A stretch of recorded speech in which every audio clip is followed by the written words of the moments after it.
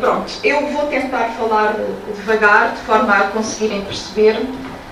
Vou fazer uma viagem pelas questões do património histórico dos Açores e, no final, ter uma abordagem específica sobre as questões das fontes e das metodologias que estão disponíveis.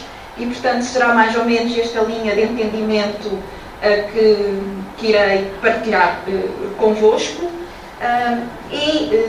Queria, em primeiro lugar, dizer que, no que diz respeito ao arquipélago dos Açores, o desenvolvimento e a atenção que tem sido dada ao património histórico-artístico nas ilhas tem sido exatamente dentro do mesmo processo que se tem passado nos outros países europeus.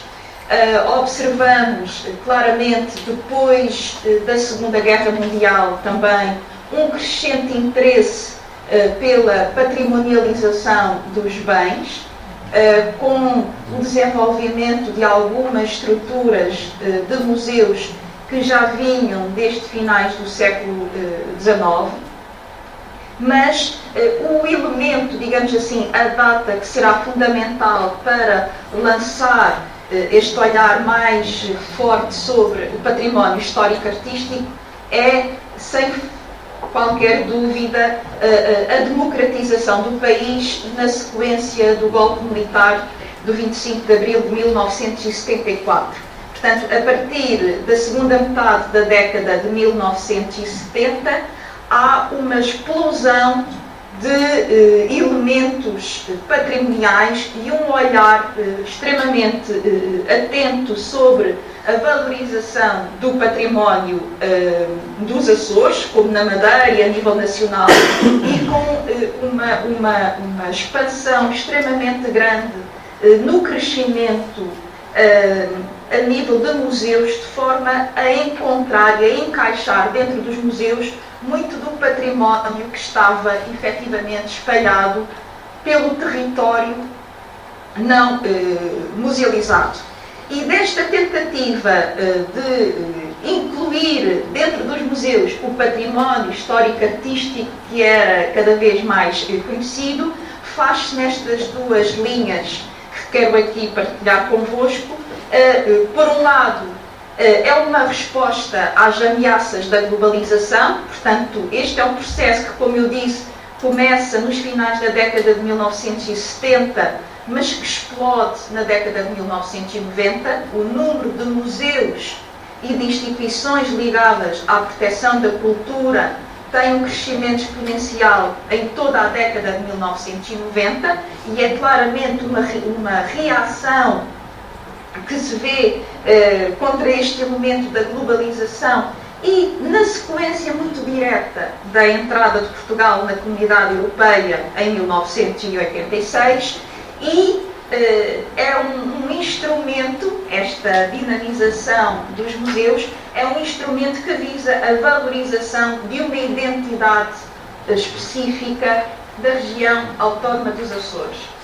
Esta valorização da identidade é um fenómeno ideológico que vem de inícios do século XX. Eu diria que o período entre a Primeira e a Segunda Guerra nos Açores é um período que faz estalar esta consciência da existência de uma identidade própria, que é a identidade dos Açores, que não se confunde com a identidade da Madeira e não se confunde com a identidade do continente português e, portanto, são irmãos, mas não há uma confusão, não são irmãos gêmeos, portanto, há aqui a tentativa de justificar a especificidade cultural dos Açores e, de facto, este sentir da década de 1920 vai tornar-se quase que homogéneo na década de 1980 e 90, como eu referi há pouco. Ora, este crescimento é feito de forma, de certa maneira, desarticulada. Isto é, não há uma política de desenvolvimento cultural no que respeita aos grandes projetos de proteção do património histórico e artístico E isto justifica-se com que haja muitos museus que, como eu disse há pouco, tentam recolher o património que estava na esfera pública, mas, por outro lado, esta tentativa de recolher todo esse património é, de certa forma, uniforme, porque há uma preocupação quase exclusiva pela recolha dos objetos de caráter etnográfico. Portanto, o que nós observamos na década de 1980 e 90 é, acima de tudo, a emergência de museus com coleções de etnografia e, portanto, há uma certa secundarização, há um certo esquecimento de outro tipo de património histórico e artístico e, de facto, há uma sobreposição de conteúdos.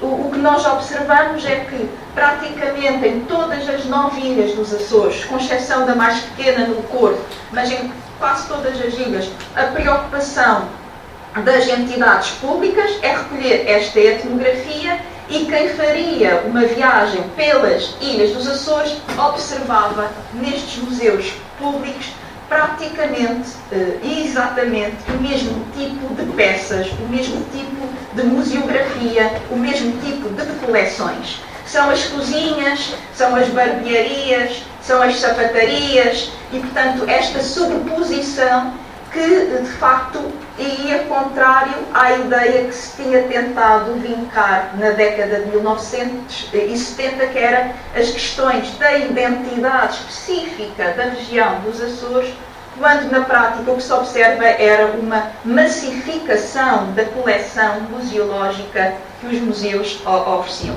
E, portanto, há uma superposição temática e há uma desarticulação efetiva em relação a toda esta preocupação de proteger o património.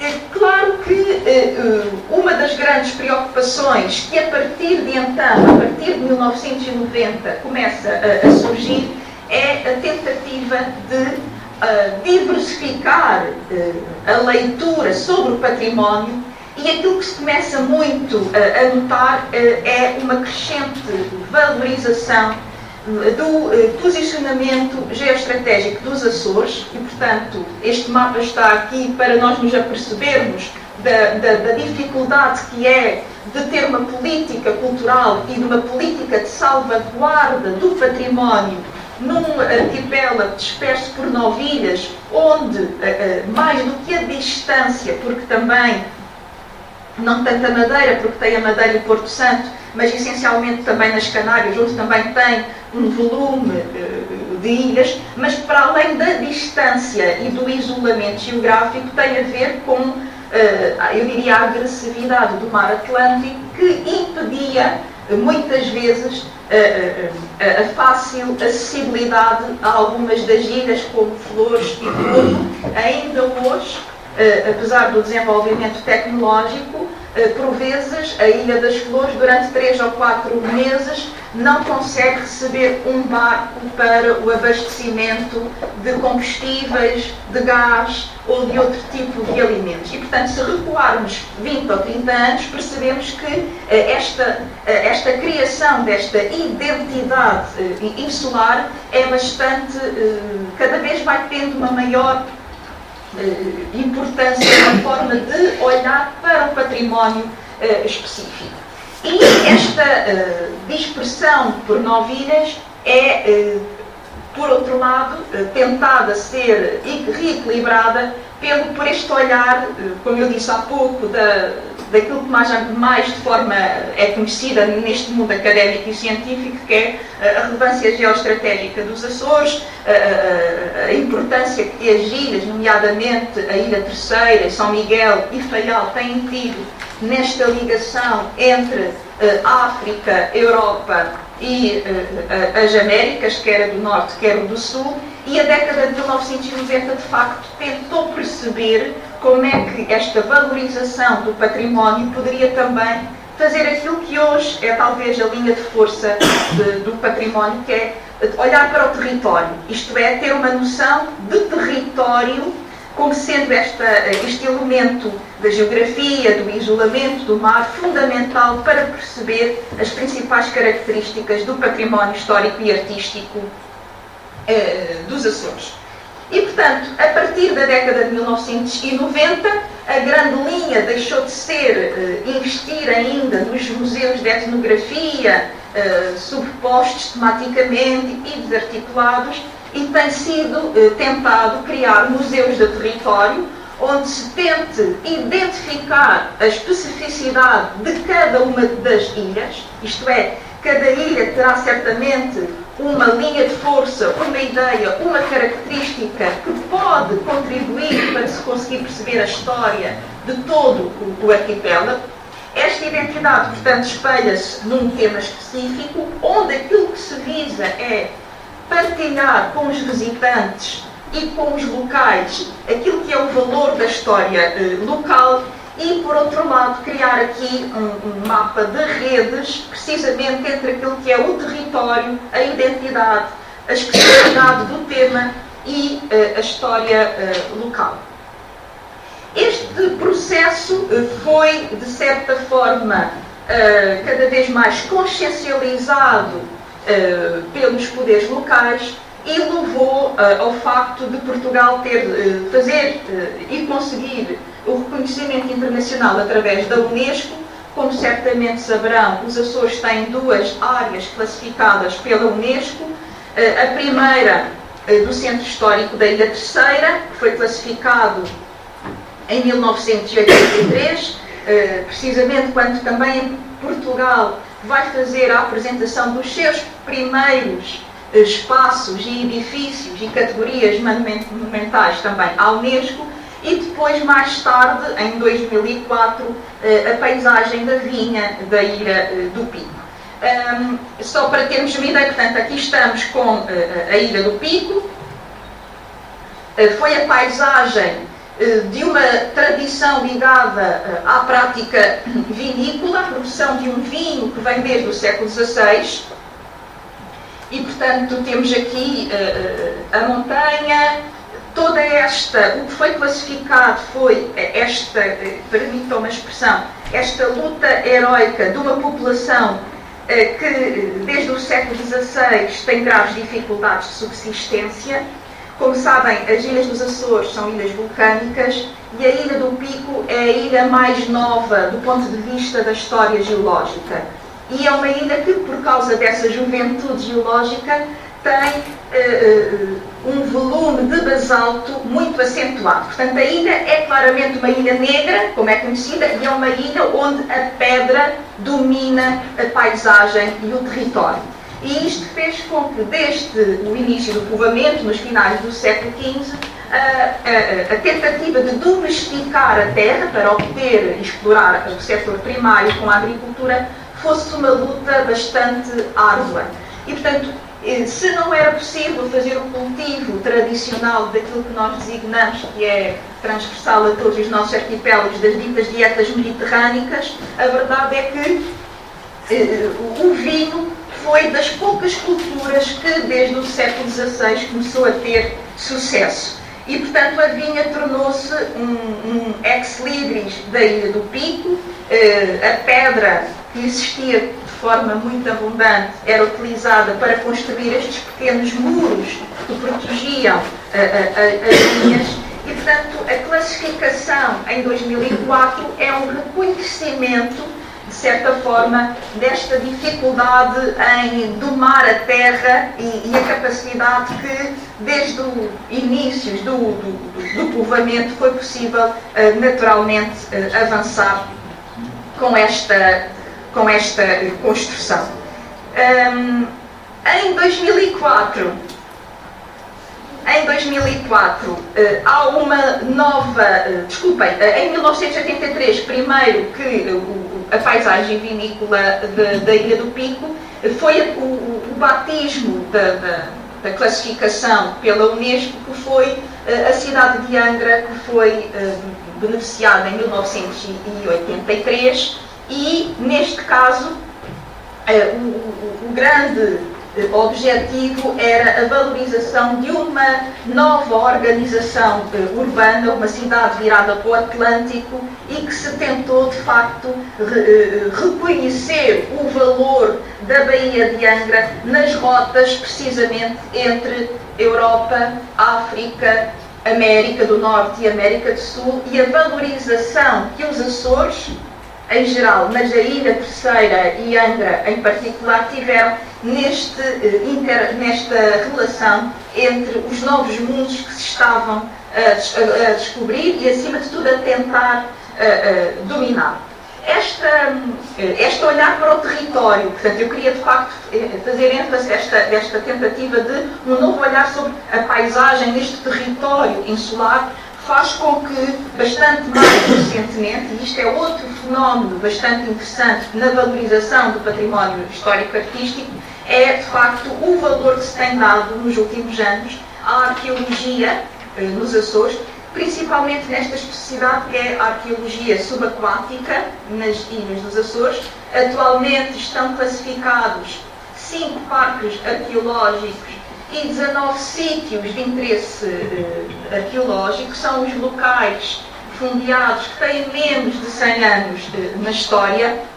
E também queria só partilhar convosco uma breve abordagem sobre a crescente importância que os parques arqueológicos têm tido para a valorização deste património histórico artístico, com uma característica, portanto, há uma listagem de disponibilidade online dos locais que podem ser visitados, desde que o visitante preencha naturalmente os requisitos técnicos, que saiba mergulhar e que tenha a carta de mergulho e que, portanto, garantindo essas premissas técnicas e de segurança, de facto, o que nós temos nos Açores, nomeadamente na Baía de Angra e também na Baía da Horta, são autênticos museus debaixo de água que podem ser visitados mediante, naturalmente, o cumprimento das obras.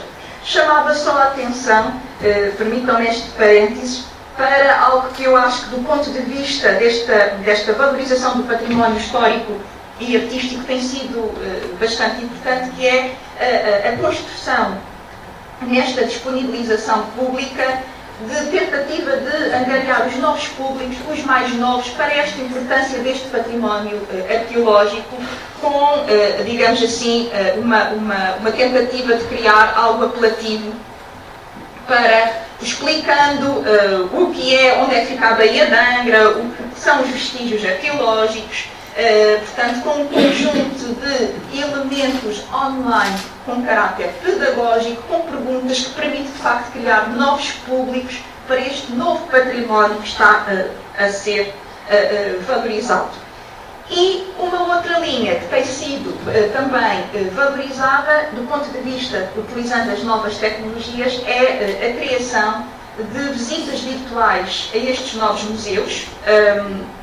E vou só, a título exemplificativo, fazer 10 segundos de visita guiada ao Museu de Angra, portanto, precisamente aquele que fica na cidade de Angra, que é património classificado pela Unesco, que fica no antigo convento de franciscanos, que data do século XVI, e, portanto, através desta visita guiada online, nós podemos ir acompanhando o interior deste museu. E isto tem sido, no último ano, portanto, estou-vos a falar de uma tentativa de valorização e de projeção do património museológico, que tem sido desenvolvido pelo Governo Regional, acima de tudo neste último ano, com as novas tecnologias, a tentar cativar, tal como nós vimos para as questões da arqueologia, o público infantil, aqui, com este levantamento online e estas visitas virtuais, com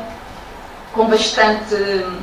Portanto, aqui temos acesso à exposição, não vou... Eu enviei este PowerPoint para o professor Santiago e, portanto, depois podem ter acesso a estes links e algum interesse para perceber. Chamava só, portanto, a vossa atenção, de facto, no sentido que praticamente temos visitas virtuais a quase todos os museus que fazem parte da tutela do Governo Regional de Açores.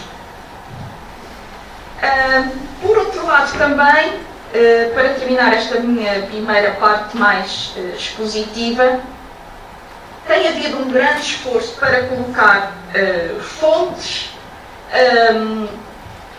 ao público em livre acesso. Poderão, nesta página do Governo da Direção Regional da Cultura, por exemplo, trabalhar com questões ligadas à imigração. Eu queria, por exemplo, só também mais uma vez, apenas a título de exemplificação, quem estiver a fazer um trabalho sobre o diálogo intercultural, sobre as emigrações e as imigrações, pode efetivamente, através destes links, conseguir ter acesso a passaportes. Uma das coisas que certamente será transversal, quer às Canárias, quer à Madeira, é uma procura incessante sobre as genealogias e, portanto, tem havido um esforço muito grande por colocar online os registros de batismos, de casamentos e de óbitos, de forma a facilitar esta investigação com estas fontes que estão cada vez mais disponíveis.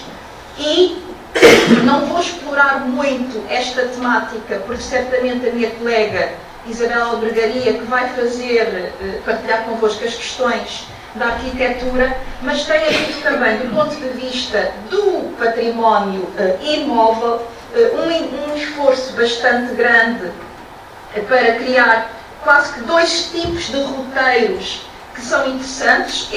O roteiro de arquitetura diz respeito a uma arquitetura, portanto, estamos a falar edificações mais contemporâneas e, portanto, com uma tentativa de identificar, descrever, embora de forma ainda sumária. Nós não estamos a falar de um inventário, tecnicamente como tal, mas estamos a falar de uma tentativa de identificar, descrever e fazer uma abordagem com alguma identificação daquilo que é a arquitetura mais contemporânea do arquipélago dos Açores. E isto é feito pela Ordem dos Arquitetos, onde se consegue criar o mapa, a localização dos vários espaços, fazer a seu próprio descarregá-la no nosso computador.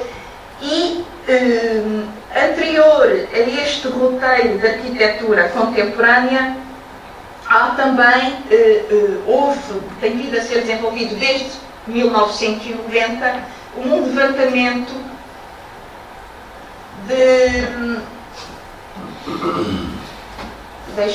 do inventário também do património imóvel dos Açores, que podem ver aqui. Estão praticamente também disponíveis online quase todos os concelhos das 9 ilhas dos Açores. Outros ainda não estão aqui online, mas já estão publicados em livro, portanto, em brevemente irão entrar também neste site, onde conseguimos, mais uma vez, fazer a identificação de alguns dos imóveis que são considerados mais identitários ou significativos de uma arquitetura. Agora já não é arquitetura contemporânea, mas de arquitetura que na década de 1980 e 90 dominava o território e a paisagem cultural dos Açores. Ora bem, e todo este desenvolvimento leva-me, de facto, agora, nesta breve segunda parte, a questionar-me sobre o que fazer com estas fontes. Portanto, nós temos um conjunto de fontes, temos, acima de tudo, nos últimos 10 anos, observado uma recolha de recursos extremamente importantes para perceber qual é o património histórico e artístico do arquipélago dos Açores. E este esforço, apesar de ter sido acentuado e parece-me importante, ainda tem algumas debilidades, nomeadamente no que diz respeito às questões da metodologia e precisamente às questões que nos levam às questões da investigação, que é isso que também é muito importante no âmbito deste doutoramento. Em primeiro lugar, porque parece-me que falta algo extremamente importante, que é a montagem de um tesaurus, não é? A identificação de designações e a sua tradução, digamos assim, em relação à terminologia que é utilizada em várias ilhas ou em vários setores. Eu, por acaso, eu não sei, gostava de ter esse conhecimento. Certamente, quando há nas Canárias e na Madeira, isto também poderá, talvez mais nas Canárias do que na Madeira, mas, por exemplo, nos Açores nós temos determinadas peças, por exemplo, se nós utilizarmos peças ligadas à agricultura, como o arado ou outro, temos determinadas peças que tecnicamente funcionam exatamente da mesma maneira, fazem exatamente o mesmo trabalho na ótica do agricultor, mas na Ilha Graciosa são chamadas de uma forma e na Ilha de São Miguel têm outra designação. Ora, o trabalho que temos agora que fazer é fazer este cruzamento de peças, a sua descrição e a sua designação, para conseguirmos perceber se estamos a trabalhar com peças efetivamente diferentes naquilo que é o saber fazer para o trabalho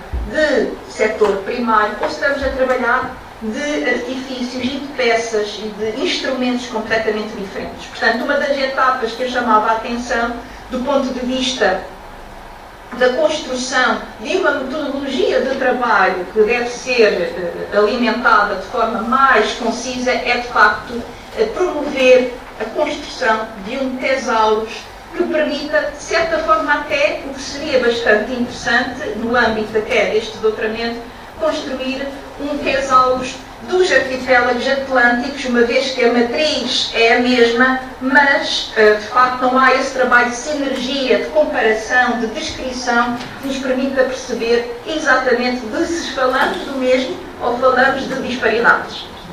Segunda questão diz respeito aos sistemas de documentação. Eu não sei, mais uma vez desconheço o que é que se passa a nível de museus das Canárias e também não conheço bem o modelo dos sistemas de documentação dos museus e do património não musealizado dos museus do património da Madeira, mas aqui nos Açores, nós agora que estamos a tentar montar é uma base de dados, um instrumento de documentar o património, esteja ele musealizado ou não, que também consiga identificar este património de forma articulada. Saiu no mês passado uma nova portaria do Governo Regional dos Açores que aplica para o arquipélago a nova orientação da União, que é a maior preocupação, eu quase que diria, sobre a democratização do património, onde já coloca como missão, digamos quase que obrigatória, não só a proteção dos bens que estão dentro dos museus, mas aquilo que é uma designação que são as coleções visitáveis. Aquilo que nós sabemos é que há muitos particulares, fundações e instituições de índole muito diversa que têm à sua guarda coleções muito importantes para o conhecimento do que é o património histórico e artístico destes arquipélagos. Só que, por vezes, estes particulares são instituições que não estão sensibilizadas para este sistema de documentação e as coleções estão, de facto, à guarda da família, cuja porta é aberta quando há um pedido específico. E, portanto, o que esta nova legislação dos Açores pretende é, cada vez mais, tentar criar um sistema de racionalidade entre os museus Susana, e as coleções visitáveis. Desculpa. 5, 6 minutos. Eu já estou mesmo a terminar, Portanto, eu chamava a atenção, efetivamente, para a importância que é criar bases de dados onde a documentação, a descrição, a fotografia, tecnicamente bem elaborada para o património, quer edificado, quer móvel, quer intangível, seja executado. E isto leva, de facto, à última grande questão, que é, sem o reconhecimento de um tesaurus articulado e principalmente sem sistemas de documentação, é muito difícil conseguir um patamar de investigação ao nível da especialidade penso que é isso que este doutoramento pretende. Portanto, a investigação, e um dos grandes debates, muitas vezes, com que os investigadores se debatem, é, de facto, a inexistência de fontes e de metodologias que estejam adequadas à linguagem da proteção deste património. Portanto, neste caso, a investigação é um elemento-chave para se conseguir, precisamente, injetar conhecimento na ótica deste património histórico e artístico dos Açores. Muito obrigada pela vossa atenção.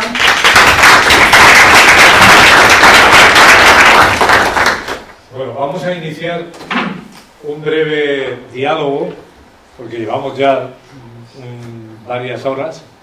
Le doy la palabra a la isla de Madeira para que haga alguna cuestión.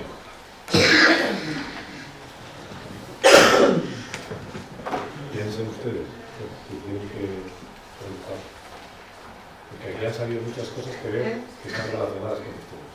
Em relação ao vosso património, património religioso, portanto, este património da Diocese, há inventariação feita e disponibilizada ou não? Eu faço parte da Comissão Diocesana dos Bens Culturais e nós temos um protocolo com a Comissão Nacional dos Bens Culturais e estamos precisamente agora, já temos alguns projetos pilotos em algumas das igrejas, com o inventário feito e estamos precisamente agora na fase de migrar os dados para a base de dados do INWeb, que é aquela base de dados que certamente conhecem, que a maior parte das dioceses do continente estão a utilizar. E ainda não está disponível online, mas é um projeto que eu creio que daqui a um ano e meio, já esteja bastante avançado, porque estamos efetivamente a trabalhar nisso. Até eu sei que a Diocese da Madeira ia entrar neste protocolo, creio eu, que os Açores assinou há cerca de 2 anos ou 1 ano, mas depois houve ali alguma inércia e não conseguiu avançar. Eu fiquei com pena, porque uma das coisas que eu acho que era importante era a Madeira e os Açores entrarem neste projeto de forma uníssona, porque terão as suas similitudes, as suas diferenças, mas estamos a trabalhar nisso, ainda não disponibilizando publicamente a base de dados, mas estamos a fazer um inventário, sim. La pregunta que voy a hacerles es para Susana, pero también pueden intervenir Madeira y Azores. Nosotros tenemos aquí en estos momentos alrededor de 70 doctorandos que han iniciado el año pasado y este año sus estudios de doctorado y la realización de su tesis doctoral. Nos interesa mucho, desde el punto de vista de patrimonio, que nos dieran alguna sugerencia de cómo poder hacer historia comparada, tesis comparadas con ustedes. Algunos de ellos ya van a hacer estancias en Madeira o tienen previsto ir a Azores. ¿Cómo acogerían ustedes a estos doctorandos y qué les ofrecerían? Empezamos con Susana. ¿Entendiste la pregunta? Eu tive alguma dificuldade em ouvir a questão, peço desculpa.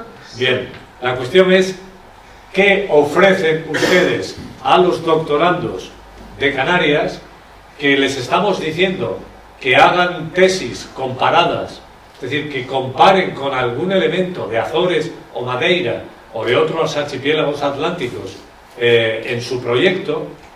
¿Qué pueden ustedes ofrecerles a estos 70 doctorandos que tenemos en marcha? ¿O cómo podríamos articularlo? A Madeira quer responder primeiro? No, usted primero, Susana. Primero Azores.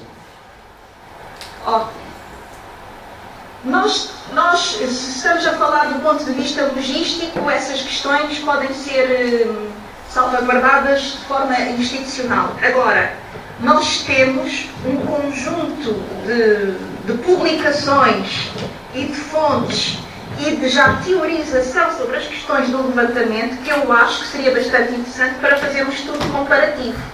Porque estamos a falar precisamente daquilo que me parece mais importante. Estamos a falar de ilhas. onde a questão da aproximação e do isolamento é aquilo que ou mais nos aproxima ou mais nos distancia. Eu não sei se o meu conceito de insularidade é exatamente o mesmo do da Madeira e do das Canárias.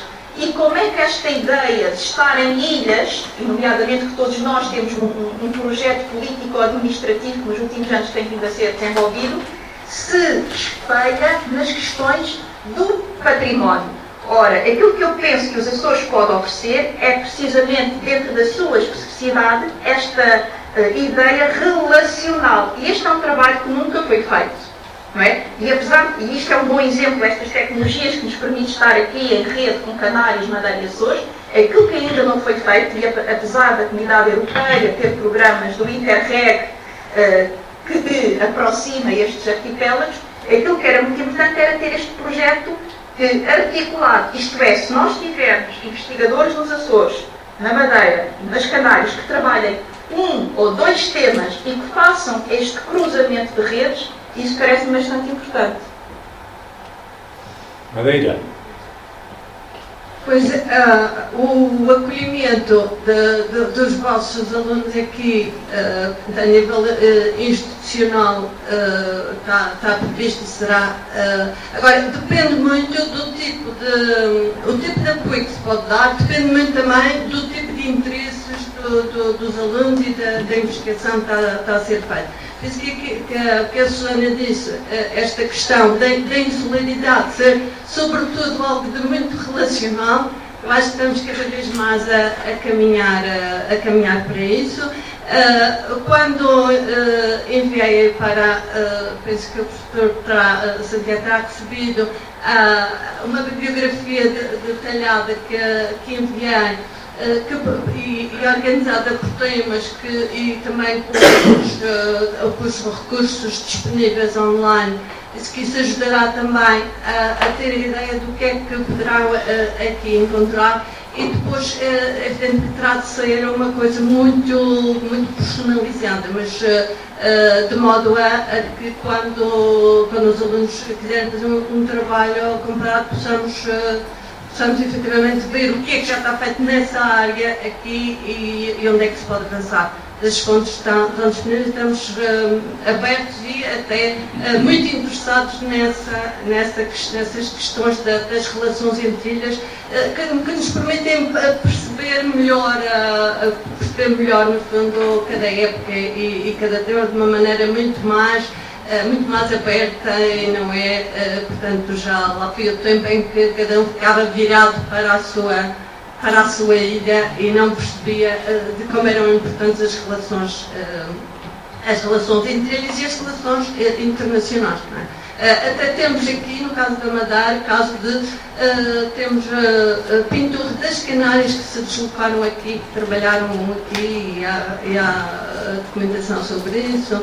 Que seria interessante desenvolver melhor essa questão, até em trabalhos conventuais, o Convento de Santa Clara, por exemplo, e noutros sítios. Portanto, há muita matéria para desenvolvermos e discutirmos. Muito obrigado. ¿Alguno de ustedes quiere señalar alguna cosa? Preguntarles alguna cosa concreta, porque algunos de ustedes van a viajar a Madeira o van a viajar a Azores o a Lisboa, si quieren preguntar algo, y si no, porque vamos muy mal de tiempo. ¿Quieren decir algo? Pues muy obrigado. Vamos a hacer una pausa porque estamos desde las 9:30 aquí sentados. Vamos a hacer Azores, vamos a hacer...